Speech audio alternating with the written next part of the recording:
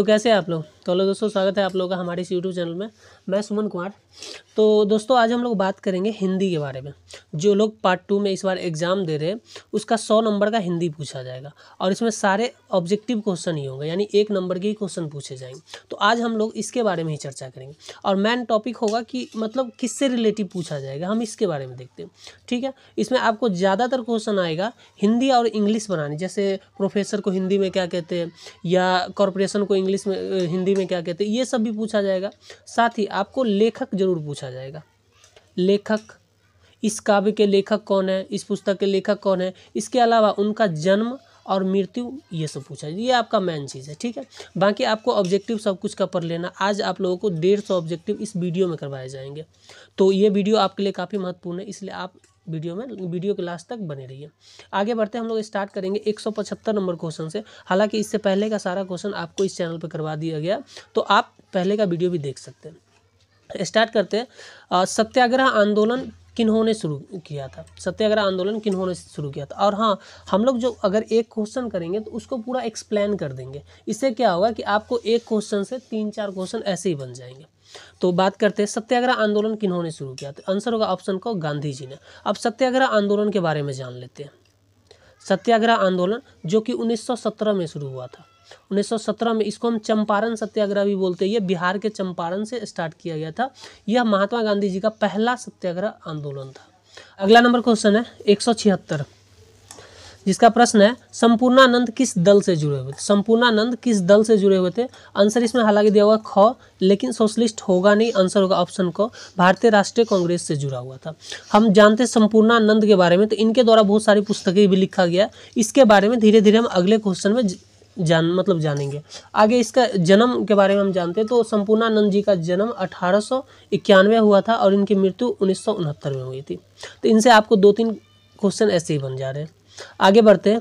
अगला प्रश्न है हमारा 177, भारतीय संस्कृति की कहानी पुस्तक के लेखक कौन है? भारतीय संस्कृति, देखिए आपका ये पुस्तक होगा, इसका लेखक पूछा ही जाएगा। तो आप एक मतलब कि लिस्ट बना लीजिए, इसमें लेखक और पुस्तक का नाम मैच कर लीजिए और उसको याद कर लीजिए। वो उसमें से आपको 4-5 नंबर ऐसे ही मिल जाएंगे। आगे बढ़ते हैं। भारतीय संस्कृति की कहानी की पुस्तक लेखक कौन है? आंसर होगा ऑप्शन ग भागवत शरण उपाध्याय। आगे बढ़ते हैं 178 नंबर, बाणभट्ट की बुद्धि चित्रग्रहणी थी, यह पंक्ति किस निबंध में? बाणभट्ट की बुद्धि चित्रग्रहणी थी, यह पंक्ति किस काव्य में, किस निबंध में है? आंसर होगा ऑप्शन ग महाकवि बाणभट्ट की सृष्टि और दृष्टि। आगे बढ़ते,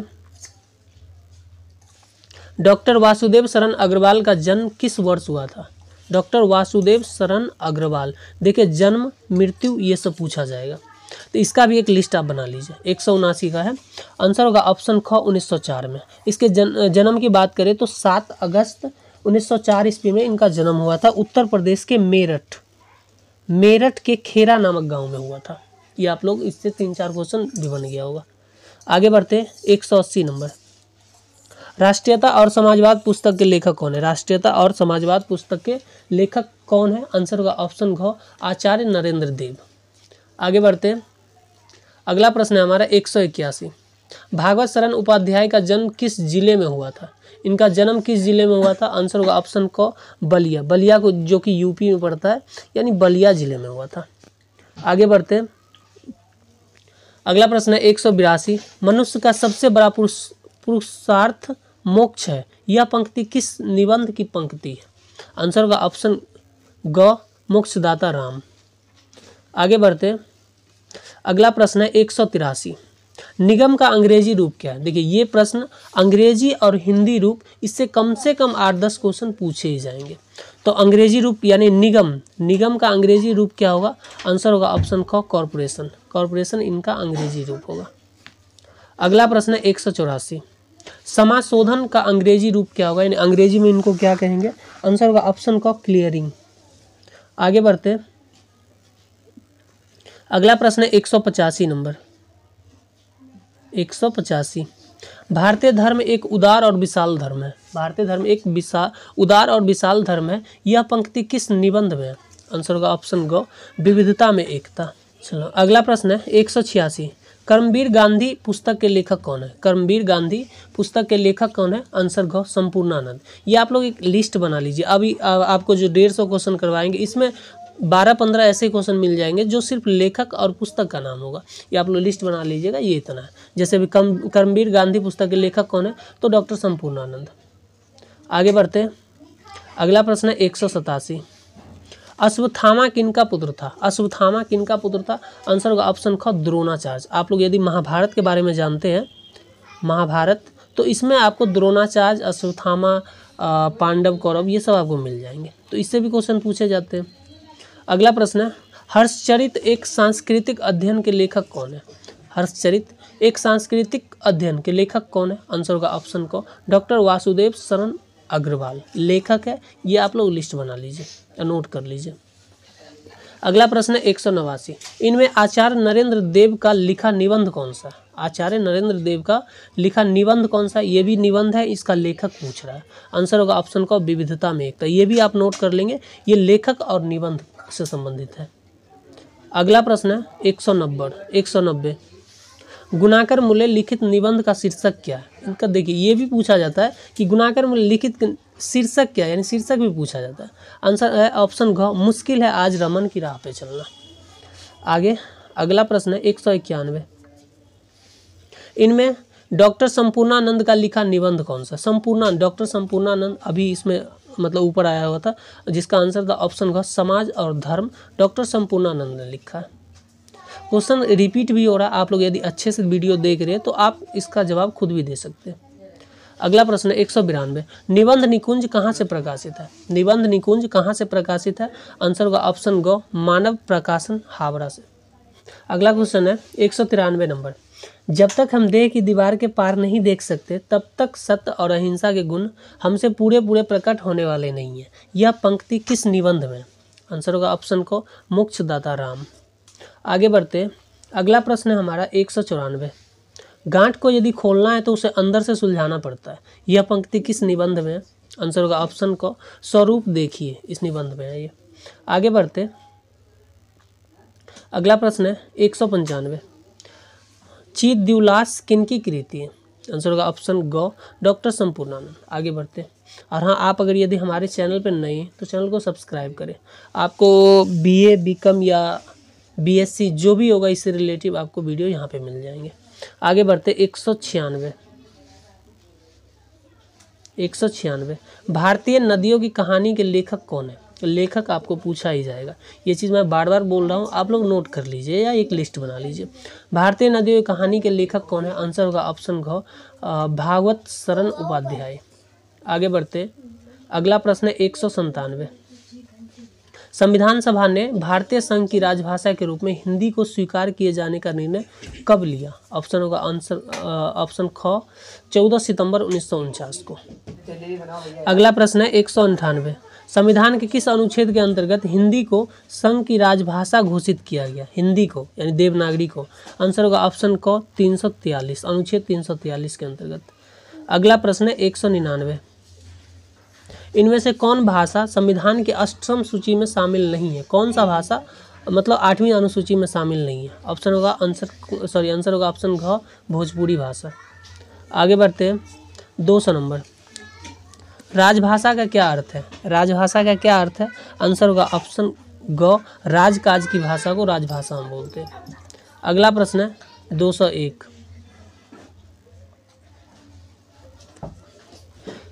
टिप्पणी की भाषा कैसी होनी चाहिए? यानी टिप्पणी की भाषा यानी हम जो कमेंट करते हैं उसकी भाषा क्या होनी चाहिए? आंसर होगा ऑप्शन को सरल होनी चाहिए, हमेशा आसान होनी चाहिए। अगला प्रश्न है 202। किसी विस्तृत विषय को संक्षेप के रूप में लिखना क्या कहलाता है? आंसर होगा ऑप्शन ग संक्षेपण, यानी छोटा लिखने को हम क्या कहते हैं? तो संक्षेपण कहते हैं। अगला प्रश्न है 203। सरकारी सूचना तथा आदेशों को कहाँ प्रकाशित किया जाता है? सरकारी सूचना यानी जो भी उसका नोटिफिकेशन होता है गवर्नमेंट का, उसको कहाँ पे प्रकाशित किया जाता है? आंसर होगा ऑप्शन को राजपत्र में लिखा जाता है।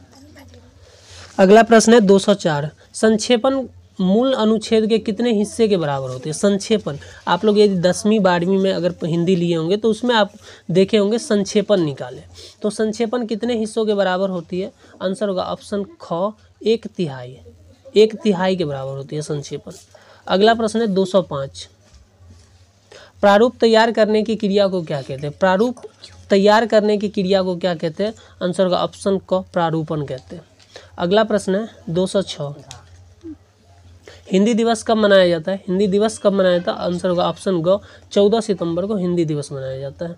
अगला प्रश्न है 207, संविधान के किस अनुच्छेद में संसद में प्रयोग की जाने वाली भाषा के बारे में प्रावधान किया गया? यानी पार्लियामेंट में जो भाषा बोला जाता है उसका प्रावधान किस अनुच्छेद में किया गया? आंसर होगा ऑप्शन ख, 120 अनुच्छेद में। आगे बढ़ते हैं 208 नंबर, संविधान के किस अनुच्छेद में देश के विभिन्न विधान मंडलों में प्रयुक्त भाषा के बारे में प्रावधान किया है? विभिन्न विधान मंडलों में प्रयुक्त भाषा के बारे में किस अनुच्छेद में प्रावधान किया गया? आंसर होगा ऑप्शन ख, 210।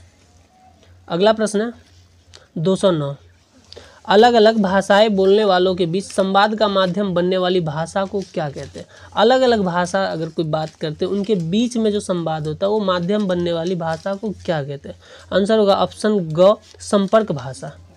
आगे बढ़ते 210 नंबर, राजभाषा अधिनियम किस वर्ष बनाया गया? राजभाषा अधिनियम किस वर्ष बनाया गया? आंसर होगा ऑप्शन घ, 1963 में बनाया गया राजभाषा अधिनियम। आगे बढ़ते 211 नंबर, राजभाषा नियम किस वर्ष बनाया गया? राजभाषा नियम आंसर होगा ऑप्शन ख, 1976 में बनाया गया। आगे बढ़ते 212 नंबर, ड्राफ्टिंग को हिंदी में क्या कहते हैं? ड्राफ्टिंग को क्या कहते हैं? आंसर होगा ऑप्शन ख, प्रारूपण। आपको हिंदी से इंग्लिश पूछा जाएगा और इंग्लिश से हिंदी पूछा जा सकता है, इसलिए आप लोग इसका भी लिस्ट बना लीजिए कि इसको हिंदी में और इंग्लिश में क्या कहते हैं, ये आप लोग नोट कर लीजिए।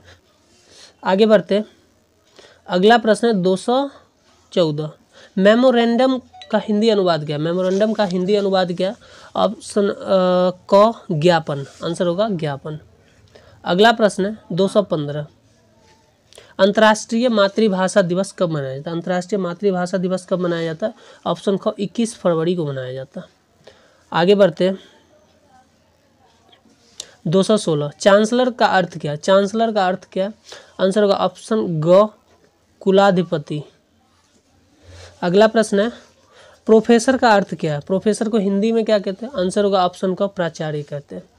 अगला प्रश्न है 218, प्रिंसिपल का अर्थ क्या है? प्रिंसिपल को हिंदी में क्या कहते हैं? आंसर होगा ऑप्शन ख, प्रधानाध्यापक। अगला प्रश्न है 219, रजिस्ट्रार का अर्थ क्या है? रजिस्ट्रार का अर्थ क्या है? आंसर होगा ऑप्शन ख, कुल सचिव रजिस्ट्रार का अर्थ होता है। आगे बढ़ते 220, वाइस चांसलर का अर्थ क्या होता है? वाइस चांसलर का अर्थ क्या होता है? आंसर होगा ऑप्शन क, कुलपति होता है। अगला प्रश्न है 221 नंबर, प्रोक्टार का अर्थ क्या है? आंसर होगा ऑप्शन क, कुलानुशासक। आगे बढ़ते 222 नंबर, प्रमोशन का अर्थ क्या है? प्रमोशन का अर्थ क्या है? आंसर होगा ऑप्शन क, प्रोन्नति है। आगे बढ़ते 223 में सिलेबस का अर्थ क्या है? सिलेबस का अर्थ क्या है? ऑप्शन ख, पाठ्यक्रम। आगे अगला प्रश्न है 224, सर्कुलर का अर्थ क्या होता है? आंसर होगा ऑप्शन क, परिपत्र। आगे बढ़ते 225, रिकॉर्ड का अर्थ क्या होता है? रिकॉर्ड का अर्थ होगा ऑप्शन क, अभिलेख। अगला प्रश्न है 226, एक्ट को हिंदी में क्या कहते हैं? ऑप्शन होगा आंसर होगा ऑप्शन क, अधिनियम। अगला प्रश्न है 227, इंडोर्समेंट का अर्थ क्या होता है? इंडोर्समेंट का अर्थ होगा ऑप्शन ग, पृष्ठांकन। आगे बढ़ते 228, नोटिफिकेशन को हिंदी में क्या कहते हैं? आंसर होगा ऑप्शन क, अधिसूचना। आगे बढ़ते 229, रिपोर्ट का अर्थ क्या? रिपोर्ट का अर्थ क्या होगा? ऑप्शन ग, प्रतिवेदन। रिपोर्ट का अर्थ प्रतिवेदन होता है। आगे बढ़ते 230, गैजेट का अर्थ क्या होता है? गैजेट का अर्थ क्या होता है? ऑप्शन क, राजपत्र। अगला प्रश्न है 231, ग्रांट का अर्थ क्या होता है? यानी ग्रांट को हिंदी में क्या कहते हैं? ऑप्शन ग, अनुदान। अगला प्रश्न है 232, बिल का अर्थ क्या होता है? बिल का अर्थ क्या होता है? ऑप्शन को विपत्र। आप सब इसको नोट कर लीजिए और एक बार एग्जाम में जाने से पहले इसको एक बार पढ़ लीजिएगा। ये सब वैसे याद ही रहता है, बट पढ़ लेंगे तो आपका रिपीट हो जाएगा। 233 लाइसेंस का अर्थ क्या होता है? लाइसेंस का अर्थ होता है ऑप्शन को अनुज्ञा पत्र या अनुज्ञप्ति। अगला प्रश्न है 234 एडजस्टमेंट का अर्थ क्या होता है? एडजस्टमेंट का अर्थ क्या होता है?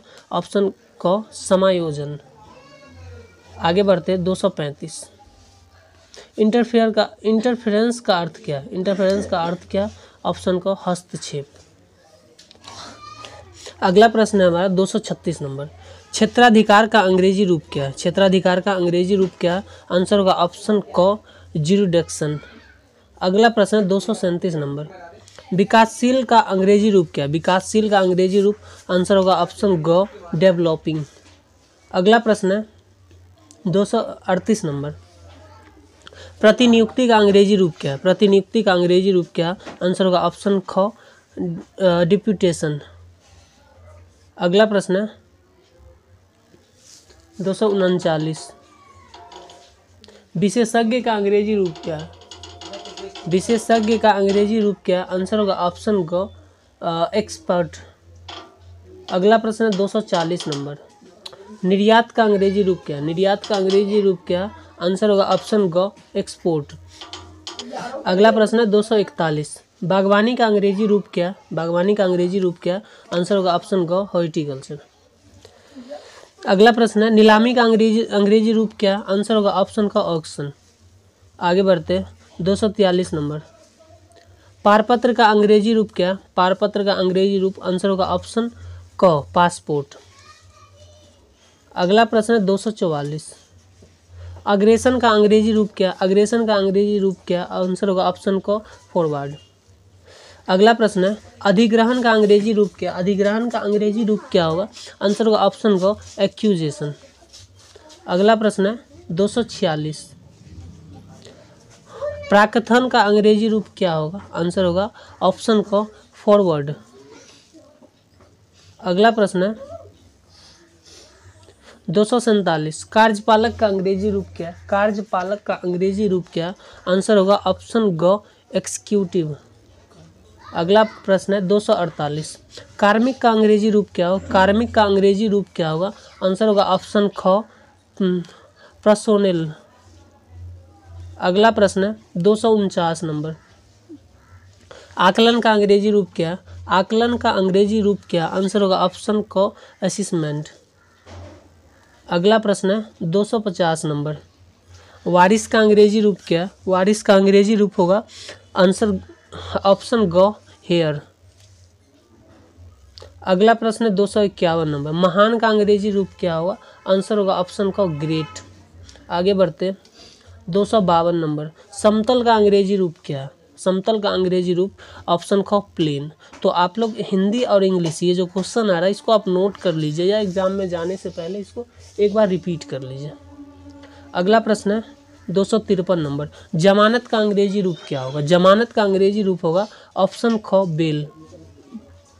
अगला प्रश्न है 254 नंबर, निगम का अंग्रेजी रूप क्या होगा? निगम का अंग्रेजी रूप क्या होगा? आंसर होगा ऑप्शन क कॉरपोरेशन। ये क्वेश्चन रिपीट हुआ, इससे ऊपर भी था। अगला प्रश्न 255, अनुसरण का अंग्रेजी रूप क्या होगा? अनुसरण का अंग्रेजी रूप होगा ऑप्शन ग फॉलो। आगे बढ़ते 256 नंबर, इनमें से कौन सरकारी पत्र है? इनमें से कौन सरकारी पत्र है? आवेदन, प्रेम पत्र, स्मार पत्र। आंसर होगा ऑप्शन ख इनमें से कोई नहीं। अगला प्रश्न है 257 नंबर, टिप्पण की भाषा कैसी होनी चाहिए? टिप्पण की भाषा कैसी होनी चाहिए? आंसर होगा ऑप्शन का सुस्पष्ट। सुस्पष्ट यानी पूरा साफ साफ आनी चाहिए। अगला प्रश्न है 258, राजभाषा संकल्प संसद में कब पारित हुआ? राजभाषा संकल्प संसद में कब पारित हुआ? आंसर होगा ऑप्शन ख 1968 ईस्वी में। आगे बढ़ते 259 नंबर, ज्यूरिडिक्शन का अर्थ क्या होता है? आंसर होगा ऑप्शन घ क्षेत्राधिकार। ये क्वेश्चन एक बार रिपीट भी हुआ, इसके ऊपर भी था कि क्षेत्राधिकार का हिंदी रूप इंग्लिश रूप क्या है। अगला प्रश्न है 260 नंबर, लेक्चरर का अर्थ क्या है। अगला प्रश्न है 260, लेक्चरर का अर्थ क्या है। आंसर होगा ऑप्शन ख व्याख्याता। अगला प्रश्न है 261, सेक्शन का अर्थ क्या है। सेक्शन का अर्थ होगा ऑप्शन ग अनुभाग। अगला प्रश्न है 262 नंबर, पासपोर्ट का अर्थ क्या है। पासपोर्ट का अर्थ क्या है। आंसर होगा ऑप्शन क पारपत्र। अगला प्रश्न है 263 नंबर, ये सब क्वेश्चन आपका रिपीट हो रहा है, आप इसको मतलब एक रिवाइज भी कर सकते हैं अगर वीडियो शुरू से लेकर लास्ट तक देखते तो। एक्सपोर्ट का अर्थ क्या है। एक्सपोर्ट का अर्थ क्या, आंसर होगा ऑप्शन ख निर्यात। आगे बढ़ते हैं, डायलॉग का अर्थ क्या है। डायलॉग का अर्थ क्या, आंसर होगा ऑप्शन ग संवाद। अगला प्रश्न है 265, मैनेजमेंट का अर्थ क्या है। मैनेजमेंट का अर्थ क्या होगा, ऑप्शन ख प्रबंधन।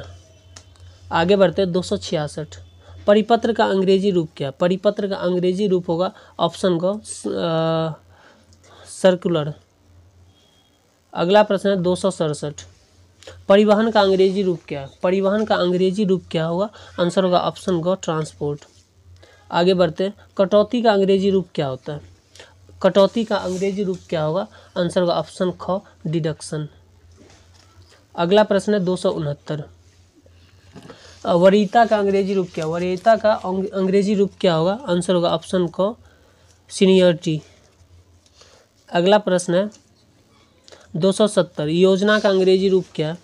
योजना का अंग्रेजी रूप क्या होगा, आंसर होगा ऑप्शन ख प्लान। आगे बढ़ते 271 नंबर, अधिसूचना का अंग्रेजी रूप क्या। अधिसूचना का अंग्रेजी रूप क्या होगा, आंसर होगा ऑप्शन ख नोटिफिकेशन। अगला प्रश्न है 272 नंबर, नियम का अंग्रेजी रूप क्या होगा। नियम का अंग्रेजी रूप होगा रूल, ऑप्शन ग। देखिए आपका ये 150 क्वेश्चन है, इसमें बहुत क्वेश्चन आपको मतलब मिल जाएंगे, यानी रिपीट भी होता है और साथ ही साथ आपके एग्जाम में बहुत क्वेश्चन टकराएंगे, इसलिए आप शुरू से लास्ट तक बने रहिए। और ये आपको हिंदी इंग्लिश से इसमें 100% मिल ही जाएगा, ये समझ लीजिए।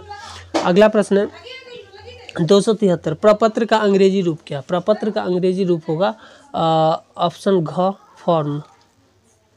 अगला प्रश्न है 274, अभिलेख का अंग्रेजी रूप क्या। अभिलेख का अंग्रेजी रूप होगा ऑप्शन ग रिकॉर्ड।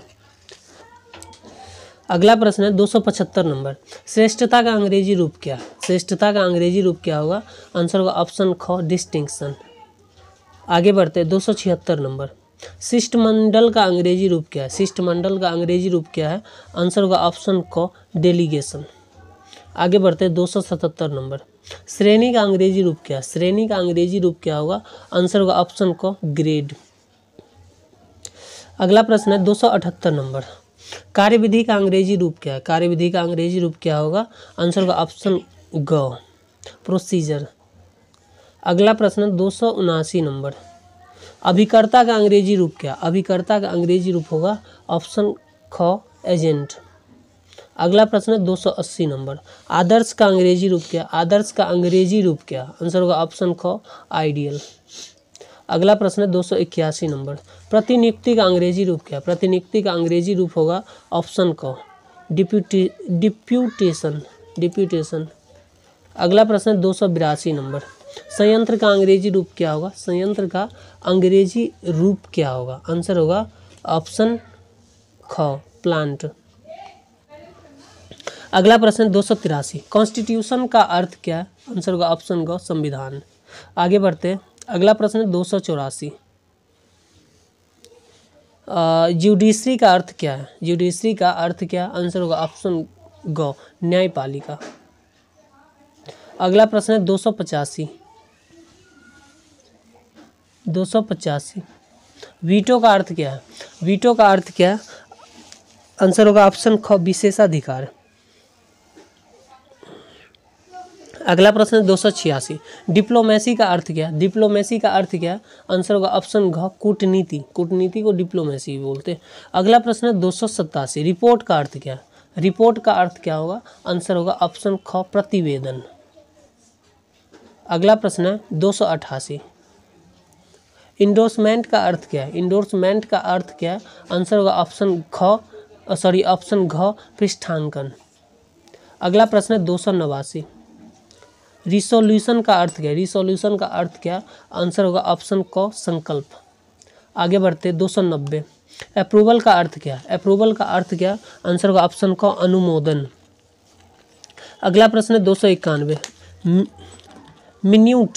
मिन्यूट का अर्थ क्या? मिन्यूट का अर्थ क्या?